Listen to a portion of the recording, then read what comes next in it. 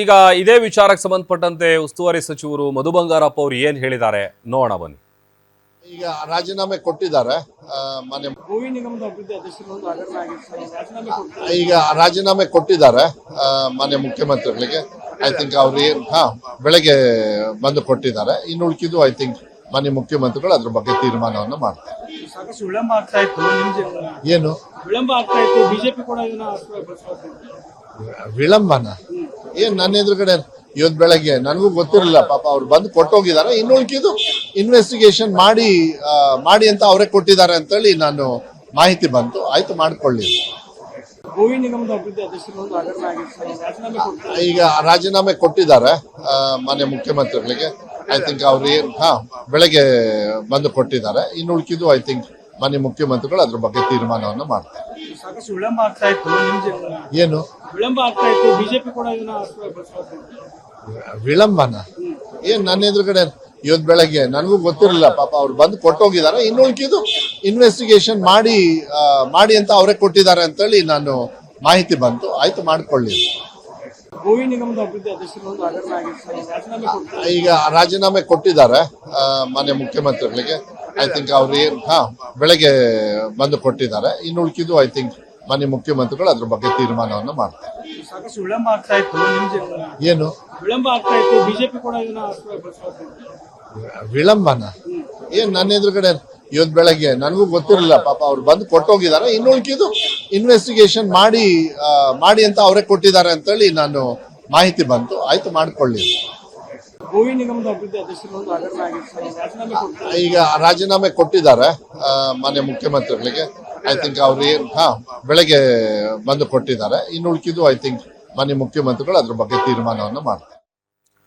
S Maruti, ಈಗ ನಾವು ಉಸ್ತುವಾರಿ ಸಚಿವರು ಮಾತನಾಡೋದನ್ನು ಕೂಡ ಗಮನಿಸ್ತಾ ಇದ್ವಿ. ಈಗ ಈ ವಿಡಿಯೋ ಸಮೇತನೇ ನಾವು ಪ್ರೂವ್ ಮಾಡಿದೀವಿ. ಬಟ್ ಆದ್ರೂ ಕೂಡ ನನ್ನ ವಿರುದ್ಧ ಷಡ್ಯಂತ್ರ, ಪಿತೂರಿ, ನನ್ನ ಹತ್ರ ದಾಖಲೆಗಳಿದೆ, ನಾನು ಕೊಡ್ತೀನಿ ಅಂತ ಹೇಳಿದ್ರು. ಕೇವಲ ಬಂದು ರಾಜೀನಾಮೆ ಕೊಟ್ಟು ಹೋಗಿರೋದು ಅಷ್ಟೇನಾ, ಅಥವಾ ಅದಕ್ಕೆ ಸಂಬಂಧಪಟ್ಟಂತ ದಾಖಲೆಗಳೇನಾದ್ರೂ ಕೊಟ್ಟಿದಾರಾ? ಆ ಬಗ್ಗೆ ಏನಾದರೂ ಡೀಟೇಲ್ಸ್ ಗೊತ್ತಾಗಿದೆಯಾ ಮಾರುತಿ? ಪ್ರಭು, ಮುಖ್ಯಮಂತ್ರಿ ಸಿದ್ದರಾಮಯ್ಯ ಅವರ ಗಮನಕ್ಕೆ ಈ ಪ್ರಕರಣ ಸೋಮವಾರ ಬೆಳಗ್ಗೆ ಬಂದ ತಕ್ಷಣವೇ ಅವರೇ ಗ್ಯಾರಂಟಿ ನ್ಯೂಸ್ ಪ್ರಸಾರ ಮಾಡಿದಂತಹ ವಿಡಿಯೋವನ್ನು ಕೂಡ ಸಂಪೂರ್ಣವಾಗಿ ನೋಡಿದರು. ಅದಾದ ಬಳಿಕ ಮಧ್ಯಾಹ್ನದ ಬಳಿಕ ಬಿ ಜೆ ಪಿಯವರು ಇದನ್ನು ಪ್ರಮುಖ ಅಸ್ತ್ರವನ್ನಾಗಿ ಮಾಡಿಕೊಂಡು ಬಿ ಜೆ ಪಿಯ ಬೋವಿ ಮುಖಂಡರುಗಳು ಕೂಡ ಇದಕ್ಕೆ ಸಂಬಂಧಪಟ್ಟಂತೆ ಒಂದು ಸುದ್ದಿಗೋಷ್ಠಿಯನ್ನು ಮಾಡಿದರು. ಅದಾದ ಬಳಿಕ ಇದು ರಾಜಕೀಯ ತಿರುವನ್ನು ಪಡ್ಕೊಳ್ಳುತ್ತೆ. ಸರ್ಕಾರದ ವಿರುದ್ಧ ಹಲವು ಭ್ರಷ್ಟಾಚಾರದ ಆರೋಪಗಳನ್ನು ಮಾಡ್ತಾ ಇರುವಂತಹ ಬಿ ಜೆ ಪಿಯ ಮುಖಂಡರು ಇದನ್ನು ದೊಡ್ಡ ಮಟ್ಟದ ಒಂದು ಅಸ್ತ್ರವನ್ನಾಗಿ ಬಳಸ್ಕೊಳ್ತಾರೆ ಅನ್ನುವಂಥ ಒಂದು ನಿರ್ಧಾರವನ್ನು ಮುಖ್ಯಮಂತ್ರಿ ಸಿದ್ದರಾಮಯ್ಯ ಅವರು ಅವತ್ತೇ ಮಾಡಿದರು. ಹೀಗಾಗಿಯೇ ಇದು ವಿಡಿಯೋ ಸಮೇತ ಸುದ್ದಿ ಪ್ರಸಾರ ಮಾಡಿದ್ರಿಂದ ಇದಕ್ಕೆ ಮತ್ತೆ ದಾಖಲೆ ಕೇಳುವಂಥ ಅವಶ್ಯಕತೆ ಇರಲಿಲ್ಲ. ಅಲ್ಲಿ ಯಾರಿದ್ದಾರೆ, ಏನು ಮಾತಾಡ್ತಾ ಇದ್ದಾರೆ ಅನ್ನುವಂಥದ್ದು ಕೂಡ ಆ ವಿಡಿಯೋದಲ್ಲಿ ಭಾಳಷ್ಟು ಸ್ಪಷ್ಟವಾಗಿ ಯಾರೇ ಆ ವಿಡಿಯೋ ನೋಡಿದ್ರು ಕೂಡ ಗೊತ್ತಾಗುತ್ತೆ. ಅದು ನಾವು ನೀವಂತಲ್ಲ, ಅದು ಸಿದ್ದರಾಮಯ್ಯ ಅವರಾಗಿರ್ಬೋದು, ಬೇರೆ ಯಾರೇ ಆಗಿರ್ಬೋದು. ಆದರೆ ನಿನ್ನೆ ಈ ಪ್ರಕರಣಕ್ಕೆ ಬೇರೆ ರೀತಿಯಾದಂಥ ಒಂದು ತಿರುವು ಕೊಡುವಂಥ ಒಂದು ಕೆಲಸ ಪ್ರಿಯಾಂಕ ಖರ್ಗೆ ಅವರು ಮಾಡೋದಕ್ಕೆ ಹೊರಟಿದ್ರು. ಯಾಕಂತ ಹೇಳಿದ್ರೆ ನನ್ನ ಮೇಲೂ ಕೂಡ ಇಂಥ ಒಂದು ಆರೋಪ ಹಿಂದೆ ಬಂದಿತ್ತು, ವಿಡಿಯೋ ಮಾಡಿ ಹಾಕಿದ್ರು ಅನ್ನುವಂಥದ್ದನ್ನು ತಮ್ಮ ಒಂದು ತಾವು ಯಾವ ರೀತಿಯಾಗಿ ತಮ್ಮ ಮೇಲೆ ಅವತ್ತು ಬೇರೆಯವರು ಸುಳ್ಳು ಆರೋಪವನ್ನು ಮಾಡಿದ್ರು, ಇದು ಕೂಡ ಅದು ಆ ರೀತಿ ಯಾಕೆ ಆಗಿರಬಾರ್ದು, ಹೀಗಾಗಿ ತನಿಖೆ ಆಗಲಿ ಅನ್ನುವಂತಹ ರೀತಿಯಲ್ಲಿ ಹೇಳಿಕೆಯನ್ನು ಕೊಟ್ಟಿದ್ದರು. ಆದರೆ ಇದಕ್ಕೆ ಸಂಬಂಧಪಟ್ಟಂತೆ ನಿನ್ನೆ ಮುಖ್ಯಮಂತ್ರಿ ಸಿದ್ದರಾಮಯ್ಯ ಅವರ ಕಚೇರಿಯಲ್ಲೂ ಕೂಡ ಚರ್ಚೆ ಆಯಿತು. ಅದ್ರ ಜೊತೆಗೆ ಮಾಧ್ಯಮಗಳಲ್ಲಿ ದಿನನಿತ್ಯ ಸುದ್ದಿ ಆಗ್ತಿರೋದು ಕೂಡ ಚರ್ಚೆ ಆಯಿತು.